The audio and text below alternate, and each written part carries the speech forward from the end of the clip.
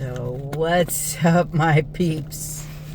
How's everybody doing on this blustery, and I do mean blustery, chilly Wednesday? I'm out doing errands, as you should be also doing your thing. And then I'm going home, and I am going to lock myself into the drum room and working out. Yeah, I have several songs I want to work out the patterns, because I uploaded a video the other day, stated I was working out the pattern. So when I say working out a pattern or a groove, it means that I'm listening to it and playing as soon as I hear it, without practicing or working it out beforehand, because I want you to see,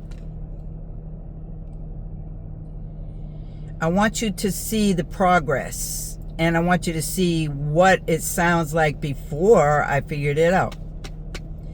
So this one person commented, which I respectfully appreciate the comment on YouTube, saying, work those hands, or maybe that wasn't the word, meaning, because I was only just barely tapping the drum like this, because I was trying to figure out where the groove was in that particular song. It was one of the older songs I haven't played in a long time. Well, I haven't played it on the djembe in a long time. So I was trying to work out the hand pattern, like you got to feel it. You got to close your eyes and just feel where it's going. Same thing on the kit drumming. I have to feel it. And maybe I'm not going to play it the same way as the original drummer. Just saying. Because I might feel something different. But it will be in the vein of where I'm going. Now, my djembe, I'm not beating up my drum till I know what the groove is. When I know what the groove is, let me tell you, baby, thunder can roll, and I ain't gonna stop. But I want to feel it first. So anyway, I appreciate the constructive criticism wherever it comes from. I appreciate the love. I appreciate your wonderful comments, whether it's on YouTube, Facebook, Instagram, or TikTok. I appreciate it. And if you're not following me, what is the problem? If you're going to leave me comments, you should be following me, right? So follow me, subscribe to me. You ain't got to pay nothing. It's free. Just follow me. I'm not one of those kind of artists who makes you pay to watch me. No, I'm not that. I'm not saying that's wrong, because at some point in time in my life where I'll have to have that installed where I need to do that.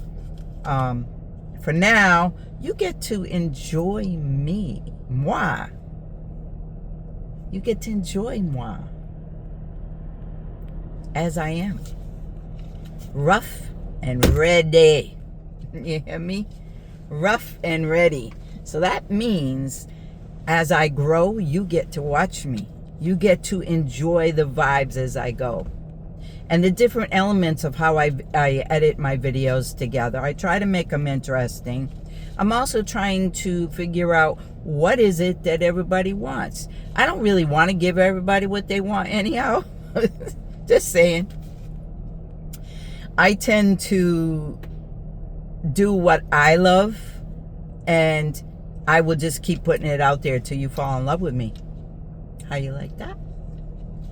When you fall in love with me, then I'm going to do something else, because I can never stay the same. Baby, I am going to keep changing. And the reason I do that is because I keep changing. You know what I mean? I keep growing. I keep evolving.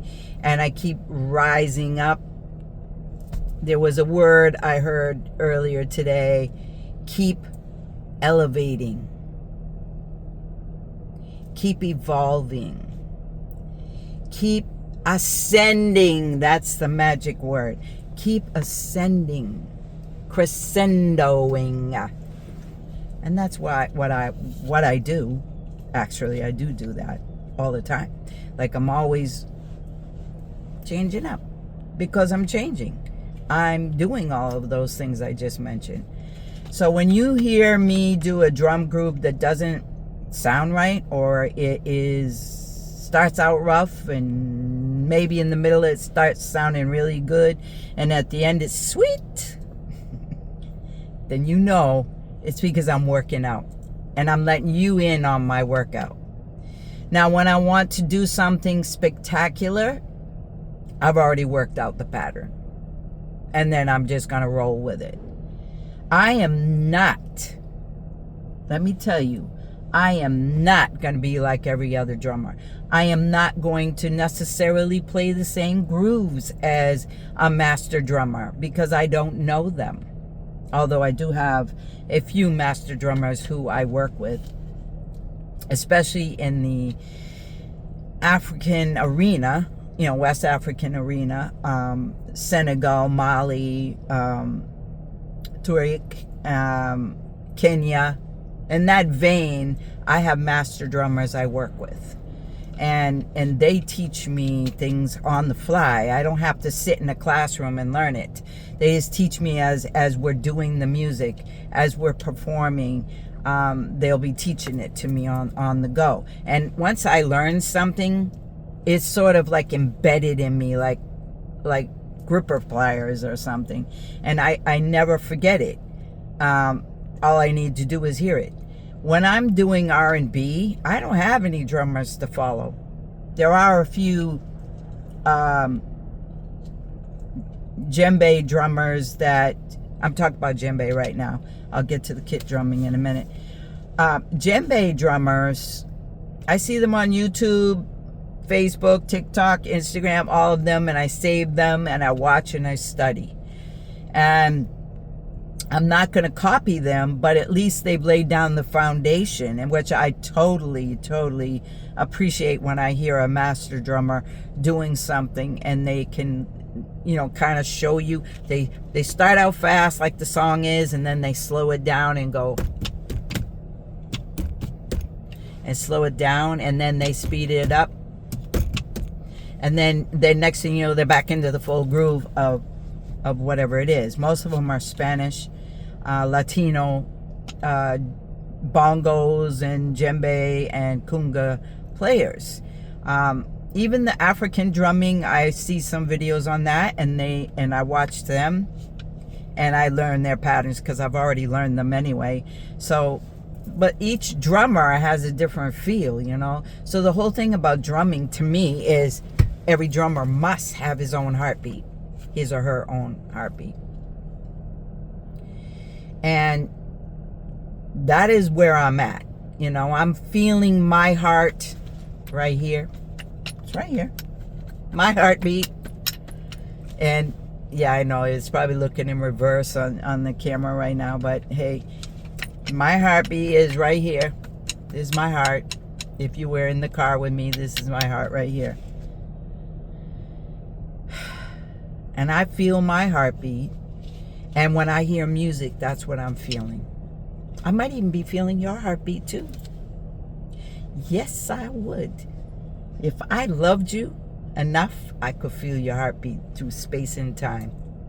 Just saying. But I wanted to update you on that. That I'm putting up the rough videos now, and then I go back in time and listen to them, and then I say, I should do that one over. I should do that one over, and go in there and study it. My life is like crazy busy on a constant basis. As much as I want to be 24/7, as I put here, Angel 24/7, I want to be Angel Neftali 24/7, of course. I want to be 24/7. That means 24 hours, 7 days a week. Or whatever the time is I'm going to be 24/7. That's what it stands for, in case you didn't know. I want to play music all the time, but you got to eat, you got to sleep, you're going to hit the car, dude. Yep, I knew that was going to happen. You hit it. As much as I would like to be doing music all the time, it just doesn't always work out. I'm in high demand for many things, many jobs, I like to help people, so I help a lot of senior citizens or disabled people. I help a lot of that. I have a lot of grandchildren. So, yeah, it's like my world is filled with charity. And do I get paid for it? No. Occasionally I might get a tip here and there, but, my whole thing in life is you've got to give. You got to give. You don't have to give your money away. You have to give of what you can. So if I had $50 and one of my friends needed something, I can't give them the whole 50, but I'll give you half because I was blessed with it. You know what I mean? So that being said, my world is crazy. And I can't be in the music room 24/7, sleep, eat, and do all the necessary human things that the body needs. I can't do that. I have to do it when my body can handle it, and when nobody's gonna bother me. That's the way it goes. I'm sure some of you go through the same thing. In the music industry, I used to be very much involved in doing a lot of stuff back in the day. And then I stopped, and then I was doing video work, and I was acting, and I was modeling, and I was had my own bands. I had video production work to do. I had a TV show and a radio show. I had multiple avenues of things that I would be doing, and I'm sort of still like that, but not doing those particular things. So music is in the forefront of everything that I do, and because I've gotten back into drumming, which I should have never gave up in the first place, and I can't really say I gave it up. I just kind of put it on the side. Even painting, because I'm a painter, an artist. Sometimes certain things that you do that you have creativity or you have a talent for or you are experienced in, sometimes you have to put them things on the back burner. Do I act anymore? No. I could. I have had plenty of opportunities that have come my way because I am in a casting agency, but I'm like, do I want to stand out in the cold waiting for them to tell me what my position is, freezing my behind off in like this type of weather, which is like 50 something degrees, and dressed like I'm dressed to be a part that makes you look like it's 90 degrees and I'm freezing? Do I want to do that? No, I don't want to do that. So I kind of put acting on the side. Modeling, I could still do it. There's a few people who have asked me. I like doing my own modeling. As you see, I do some drumming, modeling type photo shoots. My photographer, Sir James, he sets up the scene, or I help. Well, most of the time I'm setting up everything, but he sets the lighting and the positioning of the cameras, because I could do my own video shoot, but I like it when someone else is doing it. It just makes life so much easier when someone else is capturing the ambiance of whatever it is I'm doing. The only problem is that I have a vision, and I can I can actually capture exactly what I want to see. But it's hard sometimes. You don't have that other person to get the distance, maybe, so I could see the camera, because my eyes are really like, I don't know what's going on with them, but my eyes are seriously having issues. But anyway, I love Sir James. He does a great job of what pretty much for what I need. He's learning more and more how to see my vision, and that's important. When he looks at my videos that I did on my own, he sees something that is magical. And he told me that today because I showed him a couple of things I put up. He goes, well, who did the video work? I said, I did it myself. He goes, wow. So that's how you actually train a videographer or photographer to do what you need done, is by doing it yourself first. I've always been a videographer and photographer for myself. I've been doing that for years. And when I say years, I'm talking about years. But anyway, we'll talk about that another time. I just wanted to give a little piece of information about what I'm doing. So keep watching. Don't forget to subscribe. Don't forget to like. Don't forget to follow. And when you do that, and you got good content, I'm going to actually follow you back. But, you know, I'm just saying, just be a friend. All right. Peace and love.